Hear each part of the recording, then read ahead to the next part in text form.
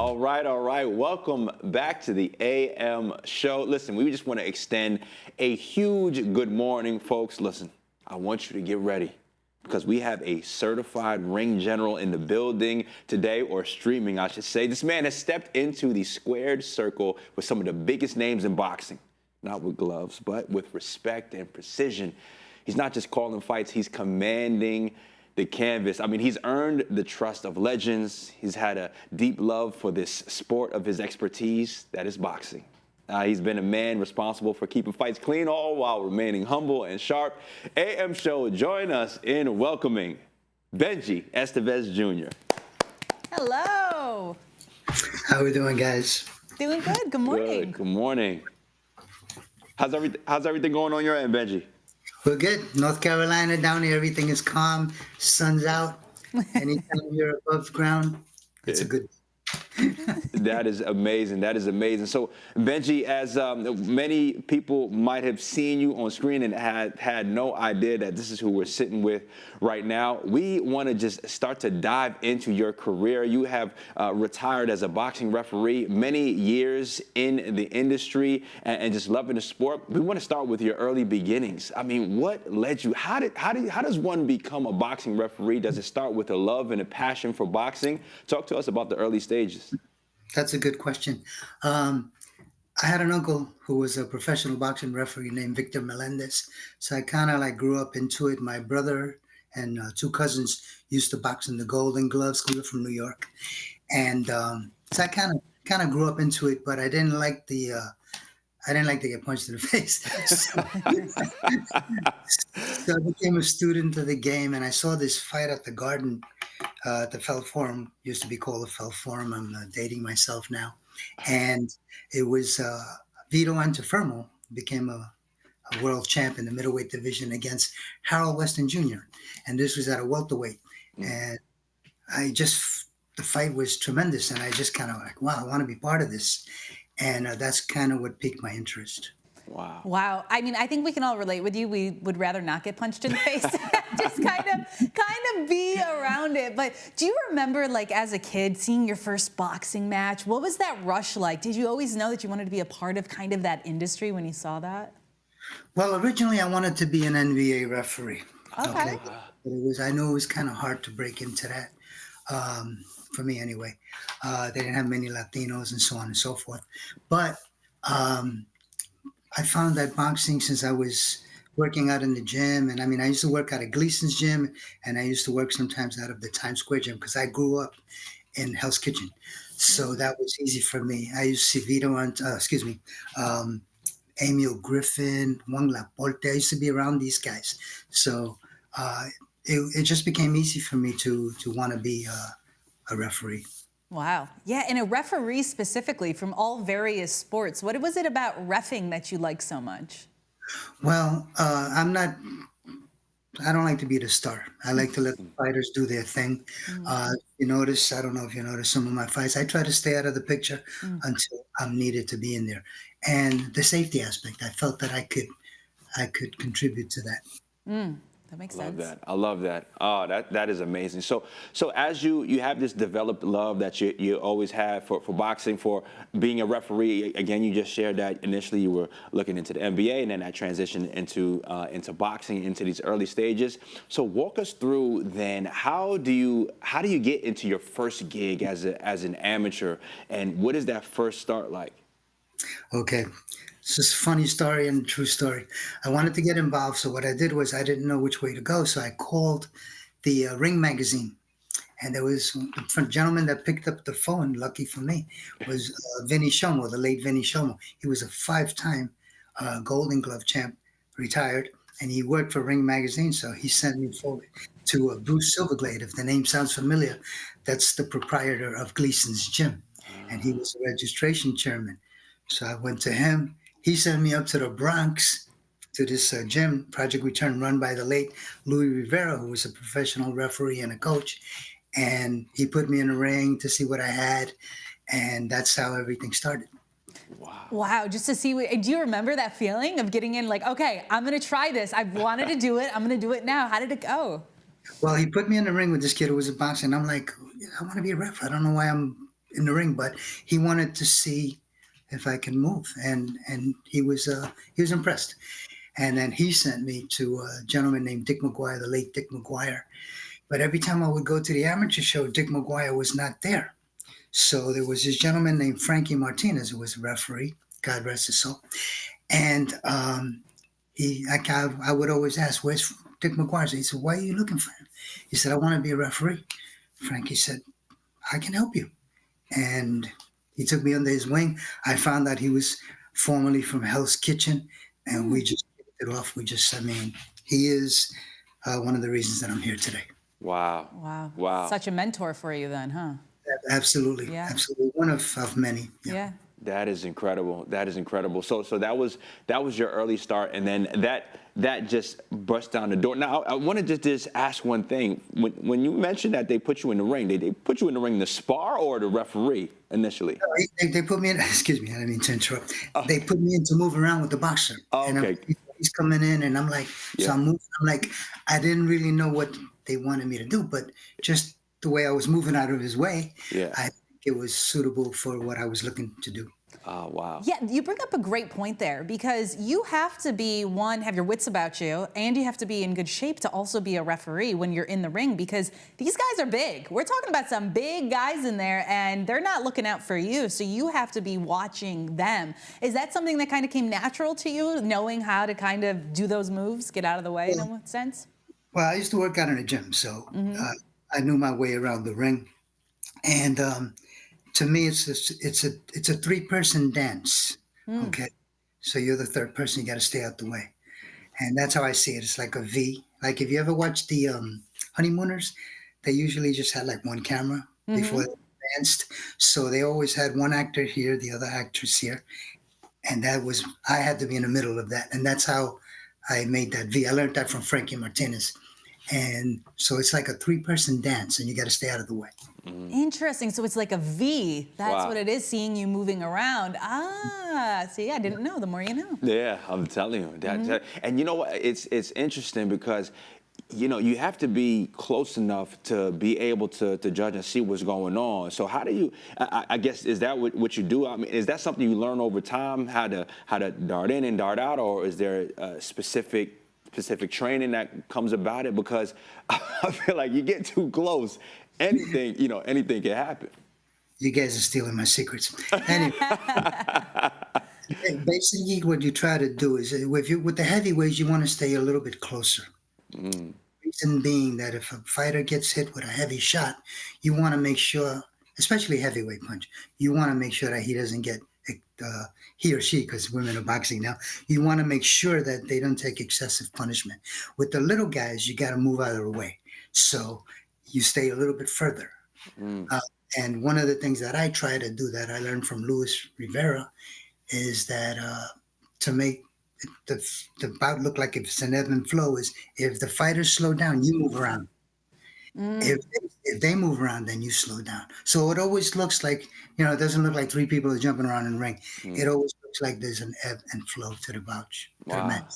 Yeah, there definitely is. But I mean, even in the clips that we're showing right now of you, there was a moment where it looked like you were going in to stop them, but an elbow was coming up. Has there ever been an incident where you accidentally actually got knocked around a little bit in the ring?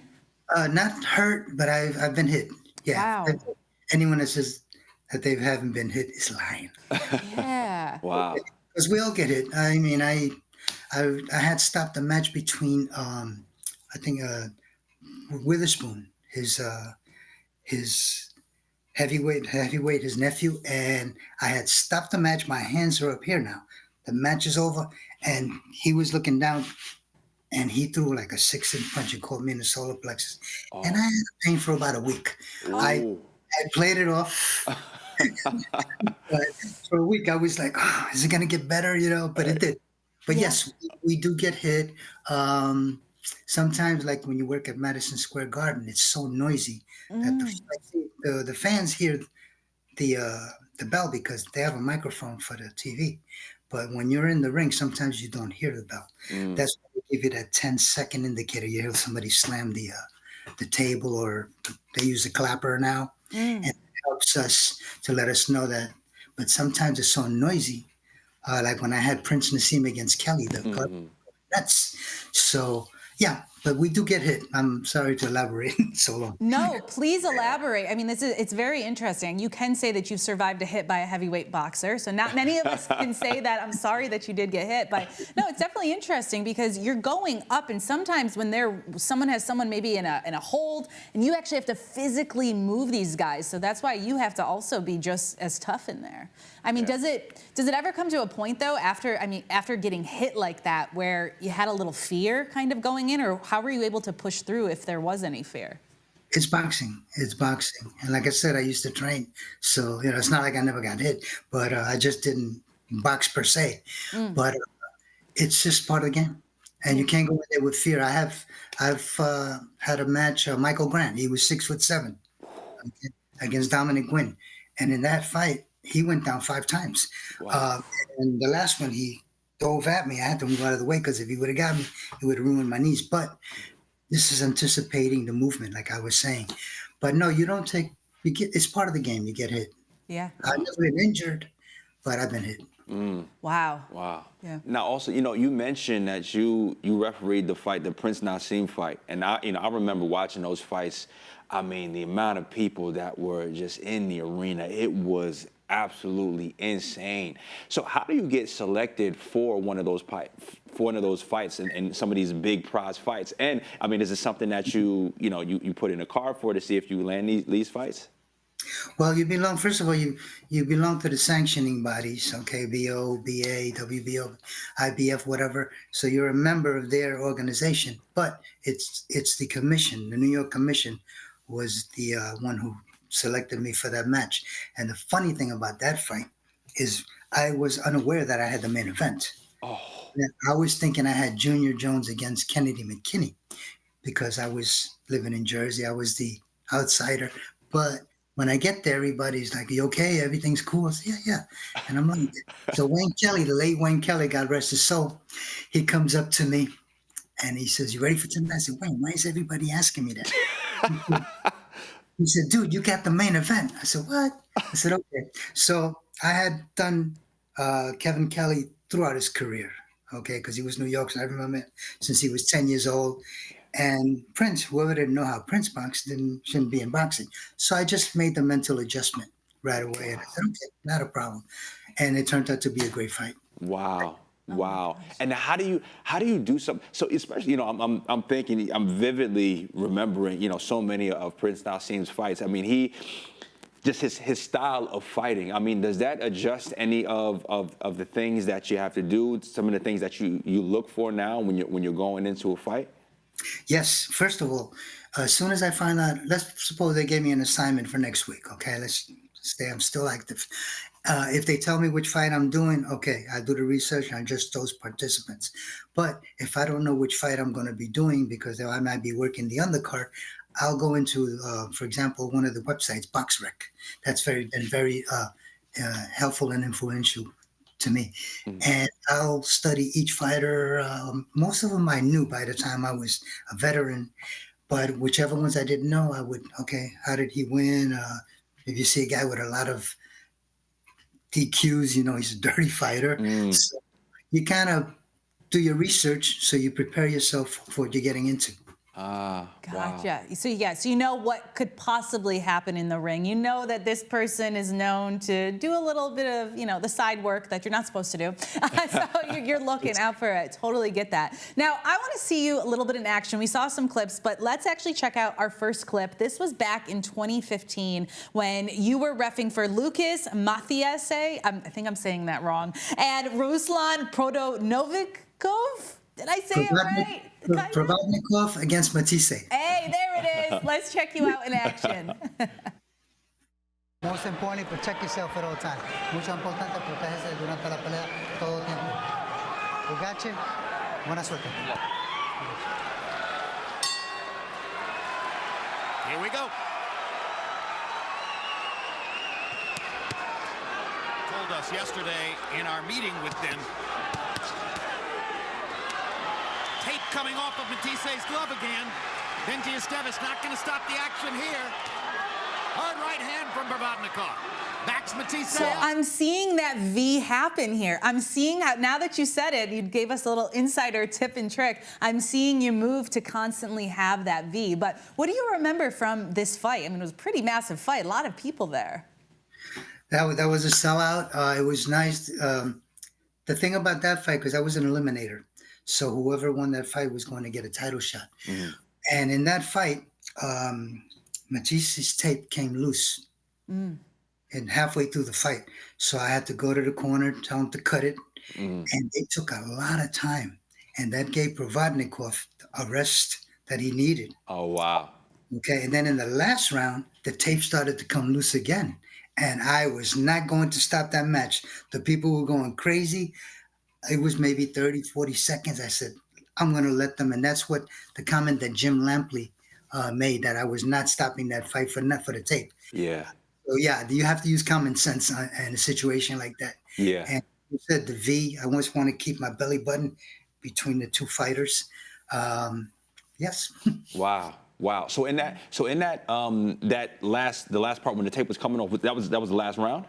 That was the last round. Wow. And I did not want to ruin it for the fans. I mean, if it would have been dangerous where it could have got in the fighter's eyes or something to that effect, I may have, but I said, you know what? I can't. This fight is just, everybody was into it. I would have killed the momentum. Yeah. Sometimes you use common sense. Sure. No, you definitely have. And did you get any like people kind of say, hey, why did you do that? Were people upset? Was everyone okay with it? What was kind of the response to that? Not at all. Everybody was, thank God. Everybody was happy. Well, how do you have you dealt with in the past? I mean, you're a referee. Refs always get blamed for everything. Why didn't they call that? Why are they calling too much on one guy, not the other? How do you handle that type of pressure?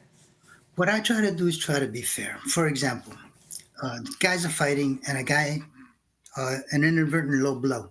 The fighter that got hit, if he doesn't react negatively, I'll just tell the offending fighter, keep him up. Now, if the fighter that gets so low, if he has a reaction, I'll go, time, and I'll give him some time to recover. So you use common sense. In other words, you're letting him know, the offended fighter, that I saw it, I'm addressing it, you're okay, we continue. So if you're fair that way, I think they appreciate that. Rather than just say, I didn't see it or whatever, then that's where you get into the problems, that gray area. When you're in that gray, yeah. Because, I mean, you are in the middle of the ring, and it all comes down to you, essentially, on what you're going to say or not say. Have you had fans, like, heckle you while you're in the ring? Yeah, but I don't pay attention to them, man. I mean, as long as they don't come in the ring, I'm cool. It's a part of the sport, right? Yeah. I was working the Canelo fight against Triple G, and one of the administrators says, Benjy, how do you feel about, you're working in the capital of boxing, and we have a lot of celebrities, and I said, hey, I worked in the Mecca. Okay, New York's the Mecca of boxing. I says, and again, I'll repeat it, as long as they don't come in the ring, we're okay. Yeah. We're okay. We're caught up with that, There you go. Well, speaking of the Canelo fight, we actually have a clip from that. So let's check you out in action during the Canelo fight. Okay. I'm not sure. I think this is so difficult to fight the score. I could very easily see a judge having Canelo up 6 rounds to 3, just the way Harold has Golovkin. Steps it up. He could go for the stoppage, but then Golovkin comes through with shots And like lands that. 2 hard power shots, and suddenly has Canelo standing still and momentarily in trouble. Let's see if Triple G still has the magic. Canelo looked hurt by that, but he's firing back. He did look hurt. That was the most hurt Canelo has upped it. Oh, can't you feel that energy? Wow. Yeah, I remember watching this fight. Sometimes the ring shakes from all the noise. Wow. You just feel this electricity. It's like you ever have a loudspeaker in a car and your hair feels like it's standing up. Mm-hmm. That's what it feels like sometimes. You're like, wow. So you just kind of get yourself, okay. You want to make sure you're seeing what the fans are seeing. Yeah. And I'll give you an example on that. When a guy's getting hit and you hear the fans going, ooh, you want to make sure the fans are helping you. You want to make sure that you're seeing what they're seeing. Yeah. Sometimes you get caught up in the action and the guy's getting hit and you're not picking up on that. So if you hear the fans going, ooh, okay, I see it, and they help you. So rather than to be on my case, they're actually helping me sometimes. Wow. Ah, That's amazing. it's so interesting. That's amazing. So also with that being said, so how do you use your discretion when it comes to calling a fight? You know, when you see, you know, because we spoke about before when you're at that moment, it's the last round and, you know, the momentum is there. It's like, listen, you're going to let the fighters fight. You're going to let them finish out and just scrap it out. How do you get to a point where it's like, listen, you know, one of these fighters is getting beat down. I got to call it. Okay, I had a match where one of the fighters he had gone down a couple of times, and I knew he was getting tired. And now it's the last round, and there was about maybe 30 seconds left, and I just stopped him on his feet. I said, you know what? He's not going to win the match. Okay. Why wait till, you know, he doesn't need to finish the match just so that he could say he took 20 extra punches just so that he could terminate, you know. I don't want to be the judge. Okay, I let the judges do their job, but he was diminishing fast. And I heard the announcer say, oh, I should have let him finish, but I don't care. When I laid my head to rest at the end of the night, I have a clear conscience. Yeah. That fighter's, I protected him or her. And that's how I decide what and when to do. Yeah. Wow. That is so powerful. And I want to dive more into that because it really is a sport that can sometimes be life or death. I mean, getting in the ring, you get knocked in the head in the right spot, and we've seen it happen before, sadly, though. So you're definitely the person who can kind of mitigate that and make sure that people are okay. And like I said, I want to talk more about that, but just really quickly, Benjy, we're going to take a quick commercial break. Please don't go anywhere. There is so much more to talk about. We are loving this conversation right now. Take a break. We'll be right back. Everyone, don't go anywhere. We'll have more with Benjy when we return.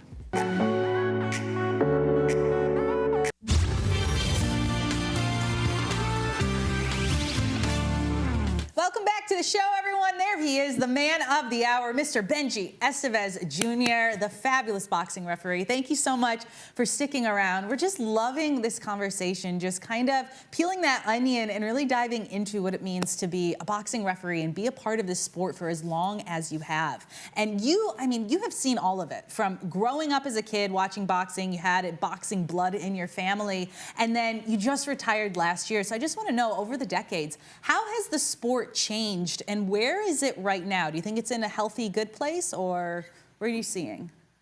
Boxing will always survive. Boxing is the only sport that no matter what, the ups and downs, it will always come to the top because it's like cream. It'll always rise.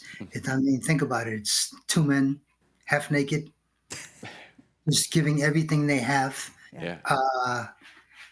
And if you ever go up to a boxer and try to get an autograph or something, 9 times out of 10, they will comply.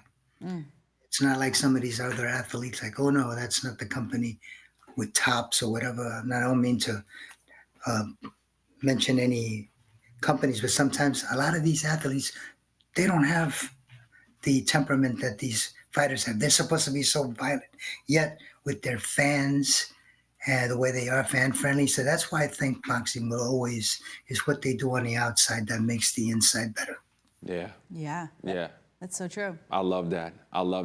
And then also, me and Nadine we were talking, coming into as we were coming in the commercial. So now boxing, it's in addition to sport, it's crossed over into this huge entertainment aspect. So, you have the influencers now who are in the ring, and you have this big stage that's being provided to people who don't necessarily box as a profession.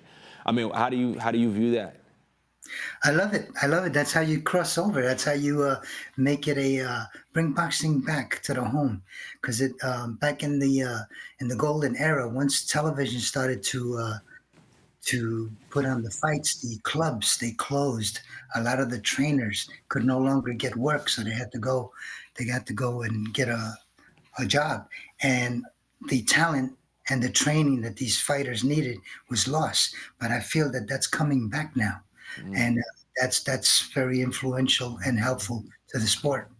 Yeah, 100%. I mean, we saw this last summer, right, with Tyson versus Jake Paul when they fought against each other. I mean, it broke Netflix. I was one of those folks watching Netflix and just got that spinning circle of death kind of. Like, is it going to load? But that's how many people were invested in that. Now, did you catch that fight? What did you think about that matchup? Well, I knew Tyson was, he was past his prime, but Yeah.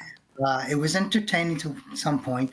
But I'm glad he didn't get hurt. Yeah. And I feel personally, from my experience, I felt that Jake held back a little bit near the end, and I'm glad he did that. He showed some respect to Tyson, to keep it an entertainment value as opposed to just a strict competition. It's now the fans, of course. I paid this, I paid that, but I'm sorry.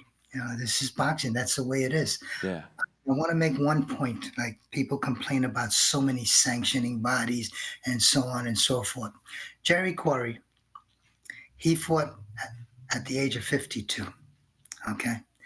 And we had all of these sanctioning bodies back then, he would have been a champion at one time and point. He would have made some money, and he probably would not be in a situation that he was near the end of his career. So sometimes these sanctioning bodies, they do help. Yes, it watered down the championship because back in the day, they used to have just 8 champions, but that's okay. I'm thinking in terms of the fighters. Let them make their money. Let them become a champ. Let them do what they have to do so that they don't have to end up destitute at the end. Yeah. Yeah. No, I agree. I agree with what you're saying for sure. For sure. And Benj, you have seen numerous, countless matches. I have a question of do you have a most memorable match that you refereed? Oh, I would say the Prince Nassim was the most significant in terms of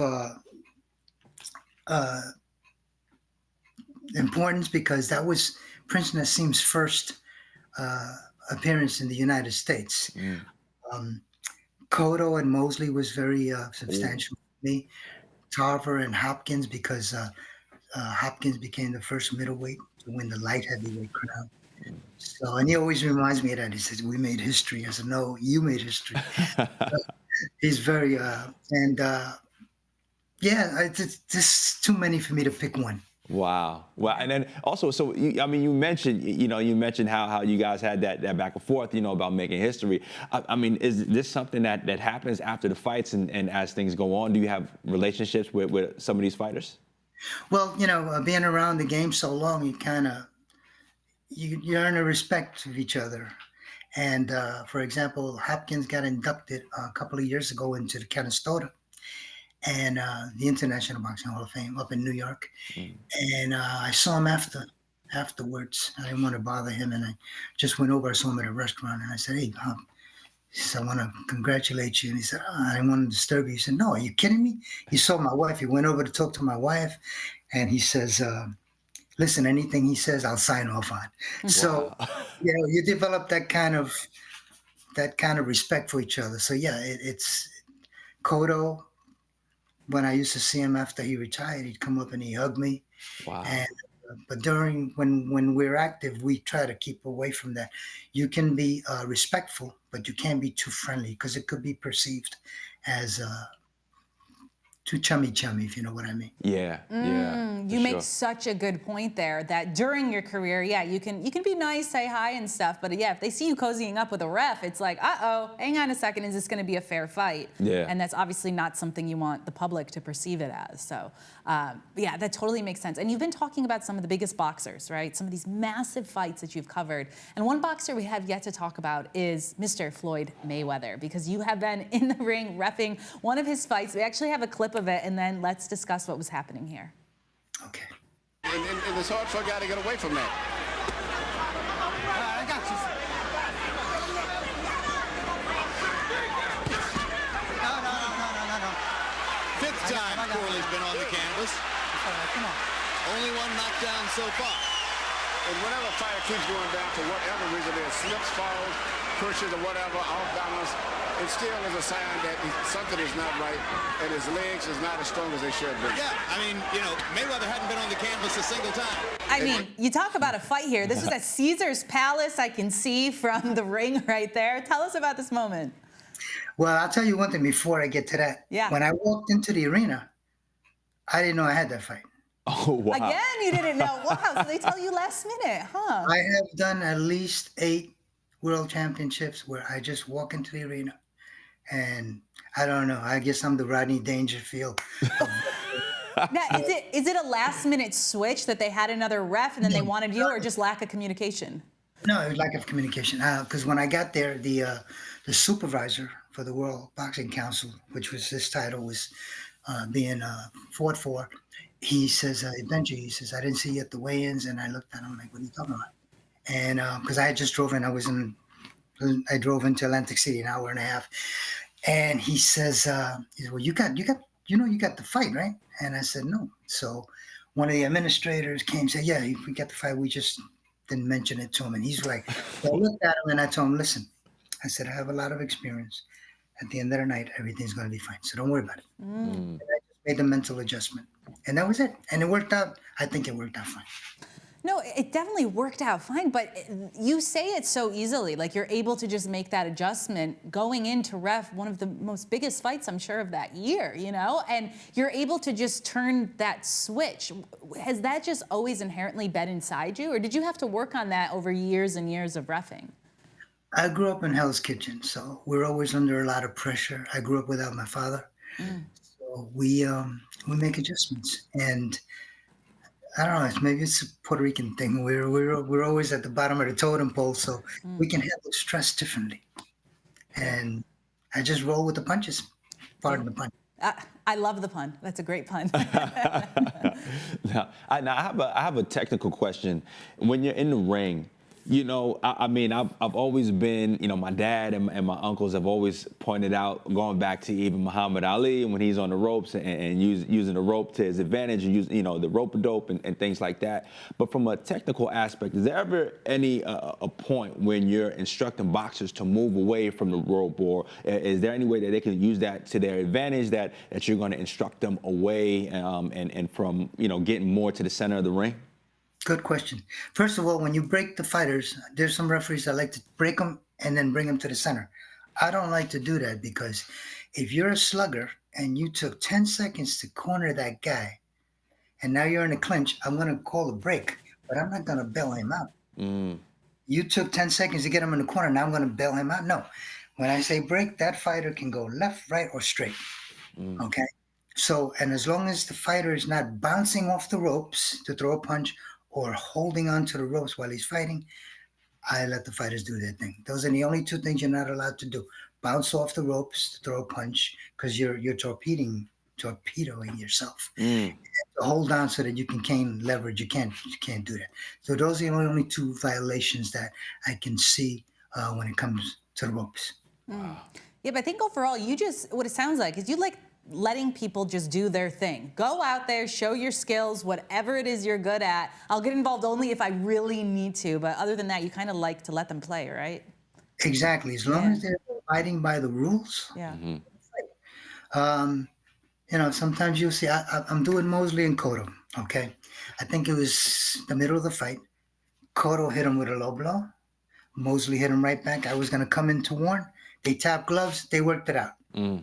No need for me to get involved in it. They worked it out.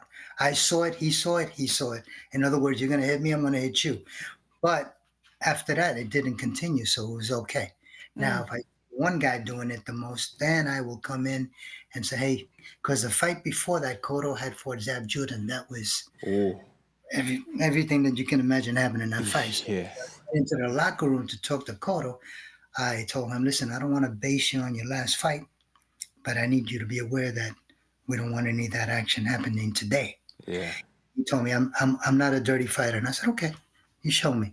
Then when I went to Mosley, because I knew his father, Jack, was going to jump all over me, and I know Jack and Mosley from the amateurs. So I said, Jack, Mosley, I already addressed it. I said, but I want you to know it's a 2-way street. I'm going to be watching you too. So that's how you establish that control and keep the fight fair. Yeah. Wow. Wow, it seems like you're a master of it. I'm telling you. I'm telling you. Wow. Wow. So I know you had a unique transition into becoming a professional referee. If someone wants to begin that path today, I mean, what does it look like? I mean, you have very, very unique, you made calls and one person showed up to another. They kind of threw you into the ring. But today, how does that process work? Well, before I answer that question, I know you know Harvey Dock. I know you know Eric Daly, David Fields, um, Ricky Gonzalez. I have helped all of these guys. I have worked with all of these guys to get where they are to today. Wow. And I used to bring them to my home, and we used to do video, and we used to study. The next time they came by, I said, bring me a list of scenarios and we'll go through them. Wow. Now, as far as someone wanting to get involved, you have to start through the amateur program. If you're in proximity of where they have a lot of boxing, like New York, New Jersey, Connecticut, the Northeast region, Florida, you're good. But if you're in like the Midwest or something, you'd have to go to attend seminars, go to conventions and attend their seminars, and try it, because you don't get much work when you're out in the boondocks. Sure. So but I read, study, make copies of rules and regulations, mentor with others. Still to this day, I get guys calling me, Benj, I'm going to be doing this. Anything I need to know, different, especially when you're traveling, there's different customs that you have to be aware of, and you can and cannot do. And I was fortunate enough to go to 18 different countries, so I learned a lot, and I share that information with my peers. Yeah, it's so important to give back, because it's just kind of that cycle. You had the mentors that taught you. You had this amazing career, passing it on now. And we spoke a little bit about how you're retired now. You retired last year. Was there a moment that led you to that? Was it a long time coming? What led you to that decision? Well, my friend Joe Cortez from Vegas, we talk like 2 or 3 times a week. He was one of my main mentors when I was in the amateurs, and he helped me out immensely when I turned pro. And we always discussed, you want to go out on top. I did that last fight with Carriazo up in upstate New York. No one knew I was retiring except my sons and my wife. I came in under the radar and without much fanfare. And that's how I wanted to retire, on my terms. I didn't want to wait and, God forbid, something happened and I ruined my reputation, because it trickles down to the family also. It hurts them. So I said, you know what? I'm just gonna do it. And I did it on my birthday in July, and I'm good. I'm good.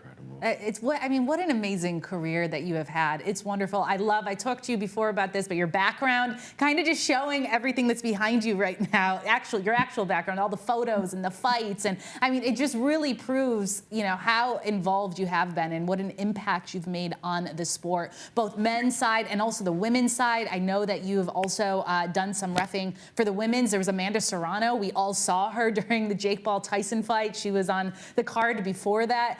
Just to wrap it up, where do you think women's boxing is currently, and where is it heading? It's booming. I remember when they just started boxing, and I used to help out Bruce Silverglade at Gleason's gym, and the women would come in. Okay, a lot of them transitioned from martial arts to boxing, and they wanted to learn. Where you get a guy from the street, he comes in, you try to train him. He's a tough guy. He doesn't want to learn. He just wants to do whatever he wants to do. But the women, they were like sponges. They wanted to learn. So this is why we have what we have today. They're at the top. They're doing well. Jake Paul has helped immensely with women's boxing. And of course, Clarissa Shields and Serrano. I was fortunate enough to referee both Serranos, Cindy and Amanda. So I got a taste of the whole family there. But I think it's going to be booming. And if it continues, I don't know, because I know they want to do the 3-minute rounds. I have no problem with it, but that's something that's we'll have to wait and see. Yeah, we'll have to wait and see. I have a lot of respect for them, and I wish them all well. Yeah. Unbelievable. Unbelievable. Wow. Honestly, Benjy, you have such an incredible career. The last question I have is, I guess, what piece of inspiration have you taken from boxing that you would just kind of dispel onto, whether it's someone who is starting off and they wanted to become a referee, or just a nugget that you have taken from being a referee and being in the ring so long that you would just share with us about life that you've learned from your years in being in the ring? Whatever you put in, you're going to get out of it. Respect the fighters. It's blood, sweat, and tears for them. They're in shape. They're doing their homework. Make sure that you're doing yours. Do the research. I'm a student of the game, and I learned that from Joe Cortez. He taught me how to be the student of the game, and I teach that to the guys and the girls that I'm mentoring. Because I also forgot to mention Sparkle Lee. She's a fantastic referee. I worked with her as well. And just do your homework. Do what you have to do. Be fair. And I hate to use Joe Cortez's line, be fair but firm, and do your homework. Yeah, there you go. Wonderful words of advice. Well, Benjy, thank you so much for taking time out of your morning to sit and chat with us. Such an incredible career, and we wish you the best of luck during retirement and all that you are doing. Thank you so much for coming on the show. Yes. Thank you for having me. I appreciate it. Thank you. Benjy Esteves Jr., everybody. What a fantastic interview. Wow, he is just something else. And now I'm always going to watch that V. I'm like itching to watch more boxing. I'm like, okay, now I get it. I get it a little bit more. Yeah. All right, guys, we're going to take a quick commercial break. We have more of the show, and we return, so don't go anywhere. Just a little.